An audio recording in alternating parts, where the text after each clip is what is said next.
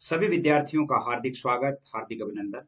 प्रिय विद्यार्थियों, college and competition academy में आज मैं आपको उपलब्ध करवाऊंगा विश्वविद्यालय परीक्षा प्रश्न पत्र यानी पॉलिटिकल साइंस का आपके पेपर कैसे आने वाला है।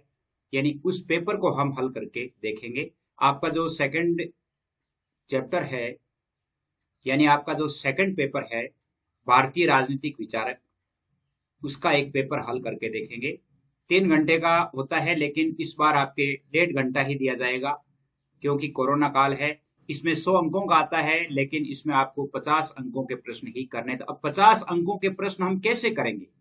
बात यह है कि जैसे प्रश्न पत्र पूरा आएगा तो इसमें से हम 50 अंकों के प्रश्न कैसे करेंगे, क्या इसका मायना रहेगा, यानी इसके पेपर को कितने भागों में बांटा गया है, उन भागों में से कौन कौन से प्रश्न हमें करने हैं और कैसे प्रश्न आते हैं, कितने शब्दों में उत्तर देना है, वो सब क्लियर कर लेंगे। अभी थोड़ी देर में आपके क्लियर हो जाएगा और आप निश्चित रूप से मैं ये समझता हूं कि आप पूरा पेपर अच्छी तरह से करके आएंगे और इसी प्रकार के अन्य पेपर भी है वो आपके लिए आते रहेंगे। आप लिख करके जरूर बताएंगे आपको कैसा लगा। अब एक बात आपको एक बहुत मार्मिक बात बताऊंगा जो कि आगे चल करके बताऊंगा, और वो आपको बहुत जरूरी है सुनना। यानी उस बात को आपको सुनना बहुत जरूरी है। वैसे यदि आप जैसे मान लो इसके और मॉडल पेपर वगैरह हैं या अन्य जो पाठ के जो मुख्य प्रश्न है वो आपको इसके लिंक में या डिस्क्रिप्शन जो है डिस्क्रिप्शन में उसका लिंक दिया हुआ है, उनसे आप प्राप्त कर सकते हैं। राजनीति विज्ञान की आपके सूची बनी हुई है, प्लेलिस्ट बनी हुई है, उसमें से भी आप देख सकते हैं। यानी पूरे जो किताब है भारतीय राजनीतिक विचारक और दूसरा आपका पेपर है राजनीतिक सिद्धांत, दोनों के पूरे पाठ है वो अपलोड हो गए हैं लगभग। आप उनसे में देख सकते हैं, अच्छी तरह से पढ़ सकते हैं। तो एक जो अंतिम बात जो रह गई है वो विद्यार्थी सब्र रखें, मैं आपको बताऊंगा कि आपको करना क्या है। यानी आपको अधिक अंक प्राप्त करने के लिए क्या करना चाहिए, क्या करना चाहिए वो बात मैं थोड़ी देर बाद में बताऊंगा। तो आप मेरे साथ बने रहें। अब पहले हम पेपर को हल कर लेते हैं। पेपर देखिए, आपके पेपर में ए बेस है यानी एबीसी 3 पार्ट है।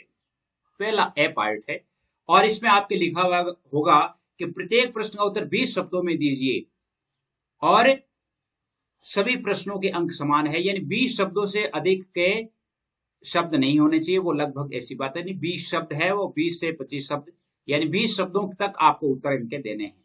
और प्रत्येक प्रश्न है वो 2 अंक का है। कितने अंक का है? 2 अंक का है। और इसमें 10 प्रश्न है, 10 इंटू 2 बराबर 20। 20 अंक तो आपके यही हो गए। इस साल की बात कर रहा हूं, अगले साल की बात नहीं कर रहा हूं। अगले साल तो आपको पूरा पेपर ही यहां पर आपको लिखा हुआ मिलेगा। पार्ट ए अनिवार्य है। क्या मिलेगा? पार्ट ए अनिवार्य है, पार्ट बी भी अनिवार्य है, पार्ट सी में से आपको चयन करते हुए प्रश्नों के उत्तर देने हैं। यानी कहने का अर्थ है कि 20 का तो ए पार्ट है, 20 का बी पार्ट है और 60 अंकों का सी पार्ट है। तो ये तो दोनों अनिवार्य हुआ करते हैं, लेकिन इस बार आपके यानी ए बी सी तीनों ही पार्ट है, इनमें से आप कोई भी 50 अंकों के प्रश्न कर सकते हैं। अब देखिए प्रश्न कैसे आते हैं। पहला प्रश्न है कि मनु ने परराष्ट्र संबंधों के प्रसंग में किन सिद्धांतों का प्रतिपादन किया? उत्तर आपको इस तरह लिखना है। 2 सिद्धांत, मंडल सिद्धांत, साठगुणी नीति। बस उत्तर हो गया।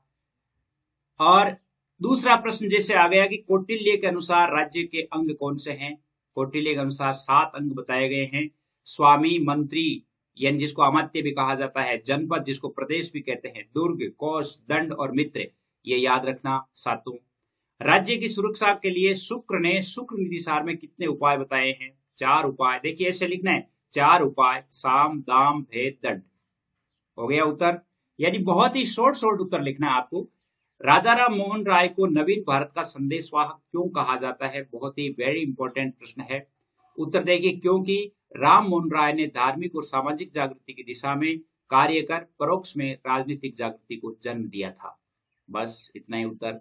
यानी जो आपको मैं बता रहा था कि अपने जो नंबर है वो आपके लिए जो बनाए गए हैं यानी ग्रुप बनाए गए हैं, उनके लिए नंबर है 9610208295।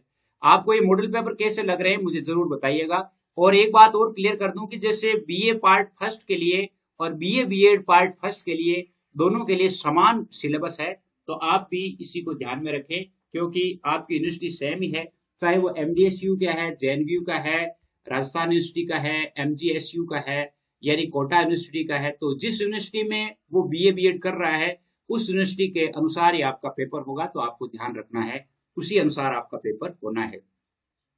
अगला जैसे मान लो 5वां प्रश्न है आपके कि गोपाल कृष्ण गोखले का राजनीतिक वसीयतनामा से क्या आशय है। देखिए क्या आशय है। मुंबई के गवर्नर लॉर्ड वेलिंगटन के आग्रह पर, अब जैसे मान लो देखिए मैं आपको बताया करता हूं ना, आप पेपर में अंडरलाइन किया जाए, जैसे ये लॉर्ड वेलिंगटन, इसके नीचे अंडरलाइन कर दीजिए। आग्रह पर गोखले ने वैधानिक सुधारों की एक योजना तैयार की जिसे युद्ध के बाद क्रियान्वित किया जाना चाहिए था, और यह योजना अगस्त 1917 में प्रकाशित हुई, और इसे ही गोखले का राजनीतिक वसीयतनामा कहा जाता है, क्योंकि 1915 में उनकी मृत्यु हो गई थी। और क्या है कि 1915 में मृत्यु हो गई और उन्होंने पहले ये बात लिख दी थी और वो 17 में प्रकाशित हुई, इसलिए इसको क्या कहा जाता है, ये वसीयतनामा है, टेस्टामेंट है। छठा प्रश्न है आपके, इंपॉर्टेंट बात का आप थोड़ा इंतजार रखें, ये जो ही ये प्रश्न खत्म होंगे वो मैं आपको एक इंपॉर्टेंट बात जरूर बताऊंगा जो आपको करनी है, निश्चित रूप से करनी है, और वो ही आजमाना है आपको, और कुछ भी नहीं करना है। छठा प्रश्न है, गोपाल कृष्ण गोखले और लोकमान्य तिलक के चिंतन में मूलभूत भेद क्या था। देखिए यह ऐसा प्रश्न बहुत बार आ जाता है। गोखले का विचार था कि भारत पर इंग्लैंड का शासन भारत के हित में है, गोखले सोचते थे, और भारत को अंग्रेजों से बहुत कुछ सीखना है। जबकि तिलक और उनके राष्ट्रवादी सहयोगी कहते थे कि अंग्रेजी राज भारत के लिए एक भारी अभिशाप है और एक राष्ट्रीय अपमान है। तो ये उनके विचारों में अंतर था। बहुत इंपॉर्टेंट प्रश्न है, आप जरूर ध्यान रखें। 7वां प्रश्न है कि पंडित नेहरू ने संविधान सभा में सर्वप्रथम कौन सा प्रस्ताव प्रस्तुत किया। पंडित नेहरू ने, जो अपन ने अभी पढ़ा है थोड़े दिनों पहले, नेहरू जी ने संविधान सभा में 13 दिसंबर 1946, देखो इसके नीचे अंडरलाइन किए मैंने, आपको भी ऐसे अंडरलाइन करनी है, 13 दिसंबर 1946 को संविधान सभा में उद्देश्य प्रस्ताव प्रस्तुत किया था। ठीक है। 8वां प्रश्न है कि डॉक्टर भीमराव अंबेडकर ने बौद्ध धर्म कब ग्रहण किया। तो उत्तर है इसका 1955 ईस्वी में उन्होंने भारतीय बुद्ध महात्मा, देखिए इसके नीचे अंडरलाइन करनी है, भारतीय बुद्ध महात्मा की स्थापना की तथा भारत में बौद्ध धर्म के प्रचार प्रसार का बीड़ा उठाया। इसके बाद 14 अक्टूबर 1956, देखिए ये विशेष तिथि है, इसके लिए अंडरलाइन करनी है। इसके बाद 14 अक्टूबर 1956 को उन्होंने नागपुर में हुई एक ऐतिहासिक सभा में 5 लाख व्यक्तियों के साथ बौद्ध धर्म ग्रहण कर लिया। 8वां प्रश्न आ गया, ये 2-2 नंबर के प्रश्न हैं। 9वां प्रश्न है कि जयप्रकाश नारायण ने लोकतंत्र के प्रसंग में प्रत्याह्वान को अपनाने का सुझाव दिया था, और प्रत्याह्वान से क्या आशय। प्रत्याह्वान को हम रिकॉल कहते हैं। क्या कहते हैं? रिकॉल का मतलब होता है वापस बुलाना। क्या मतलब होता है? वापस बुलाना। तो अब आप समझ गए होंगे कि राजनीति में, लोकतंत्र में वो प्रत्याह्वान रिकॉल के बारे में क्या कहते हैं।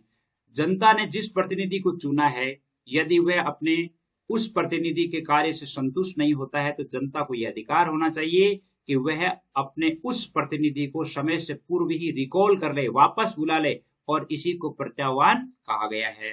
देखिए कितना सटीक उत्तर है, आप अंग्रेजी में याद रखें, रिकॉल का मतलब वापस बुलाना। 10वां प्रश्न है, यानी ये भी 2 अंकों का ही प्रश्न, 2-2 अंकों के प्रश्न है ये। विवेकानंद को भारत का आध्यात्मिक नेपोलियन क्यों कहा गया है। नेपोलियन विश्व विजेता का रूप में जाना जाता है, और विवेकानंद ने विश्व में भारत की आध्यात्मिक पताका लहराई थी और संपूर्ण विश्व में हिंदू धर्म की विजय पताका फहराई थी, इसीलिए उन्हें आध्यात्मिक नेपोलियन भी कहा जाता है। तो ये तो प्रश्न हो गए पूरे।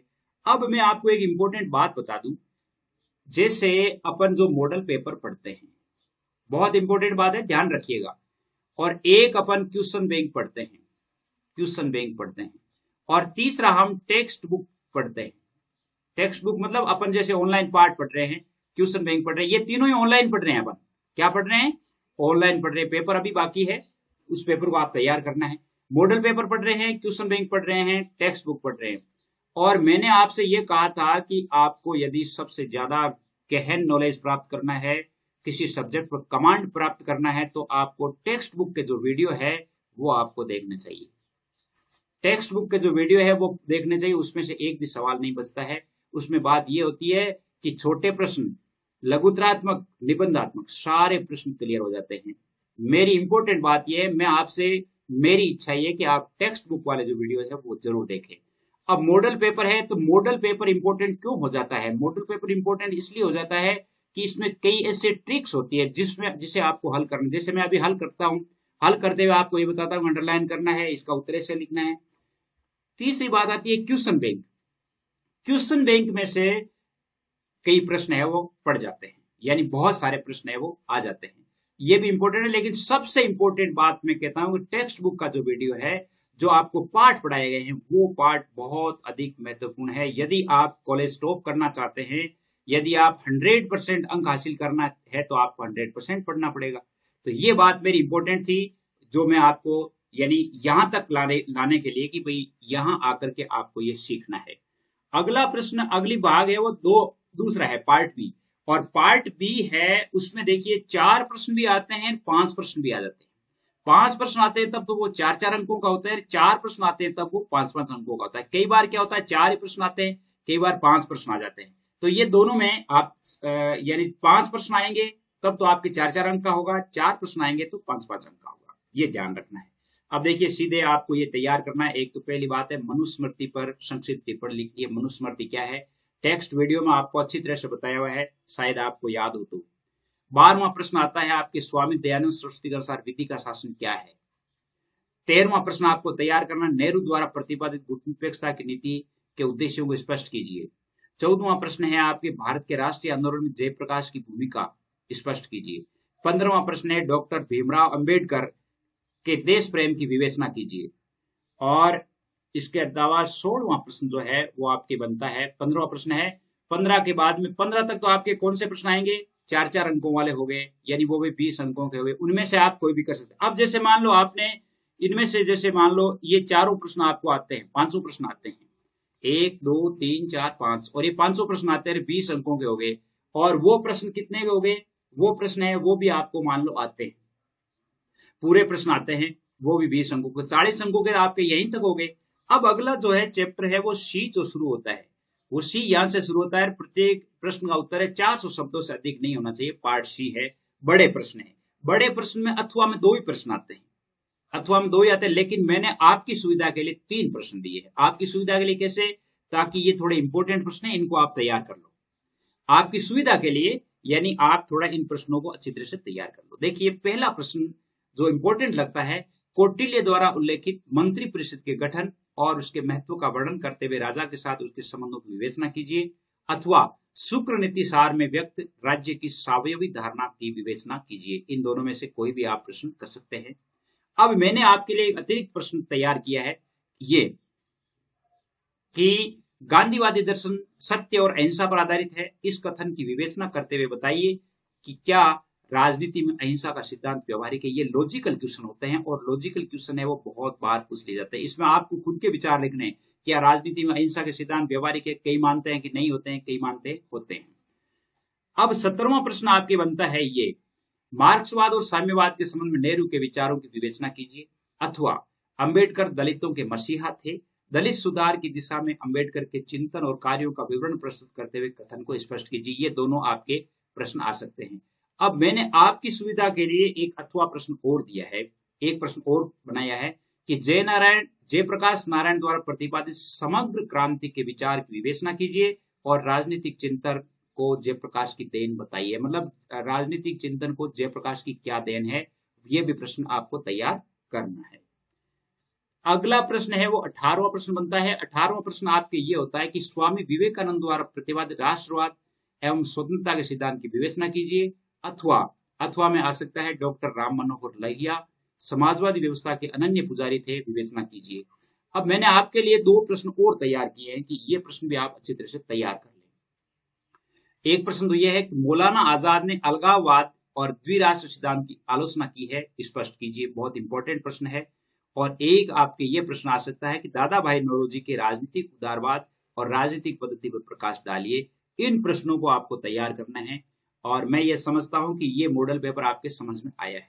तो एक बात तो आप क्लियर समझ गए कि आपको टेक्स्ट बुक के जितने भी वीडियो है उनको अच्छी तरह से देख लेना है। मैं ये समझता हूं कि यदि आप 3 दिन लगातार देख लेते हैं, 3 ही दिन, आप तो जैसे मान लो 1 वीक सीरीज की जरूरत नहीं है, 3 दिन आप वीडियो देख लोगे तो पूरी कंप्लीट किताब तैयार हो जाएगी। कंप्लीट यानी आप अच्छी तरह से 3 दिनों में तैयार कर लेंगे।